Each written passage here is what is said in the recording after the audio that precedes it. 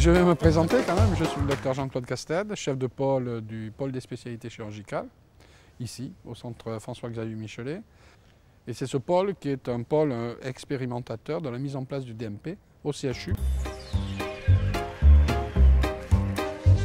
On est très demandeur de ces DMP pour éviter et la redondance et avoir l'antériorité de ce qui a été fait, parce que le patient n'en a pas toujours une connaissance parfaite.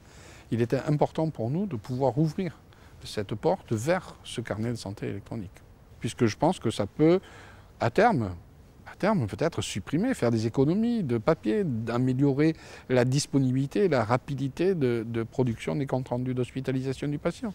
Donc c'est tout bénéfice, et pour nous, et pour le médecin traitant, et pour le patient, bien entendu.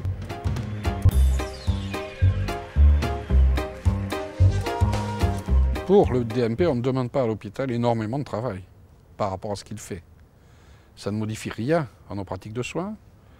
Ça doit modifier simplement notre façon de communiquer plus rapidement ou d'avoir des possibilités de communiquer plus rapidement et en particulier d'alimenter avec les données que l'on recueille lors de l'hospitalisation du patient, d'alimenter son carnet de santé.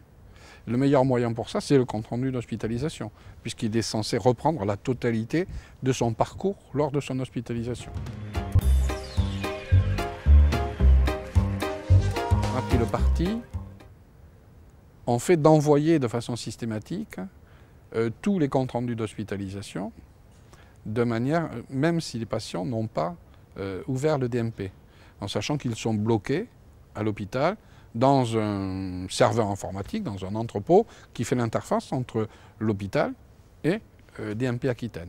Et que seuls ceux dont le DMP aura été ouvert verront leur compte rendu d'hospitalisation partir sur le réseau du DMP Aquitaine.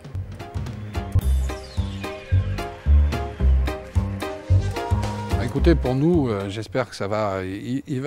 Bon, comme tout processus nouveau, il va falloir le valider, le soutenir. Vous savez, ça part lentement, ça part jamais en flèche, ce genre de choses. Donc, il va falloir le soutenir et puis le faire tourner. Et puis, bon, je pense qu'on s'était donné, jusqu'à la fin de l'année pour voir comment se faisait cette alimentation du DMP. Et puis après, ça va être la généralisation. Le principe, je pense, c'est que tous les pôles du CHU, tout le CHU puisse alimenter, puisse avoir accès et alimenter le DMP. Maintenant, il faut aussi que le DMP soit ouvert à tout le monde. Parce que ce n'est pas le médecin qui va faire une partie des soins de contrôle de suivi, ce sont aussi d'autres professionnels de santé, des infirmières, des kinésithérapeutes ou d'autres professionnels de santé. Et il faut qu'eux aussi puissent accéder au DMP du patient.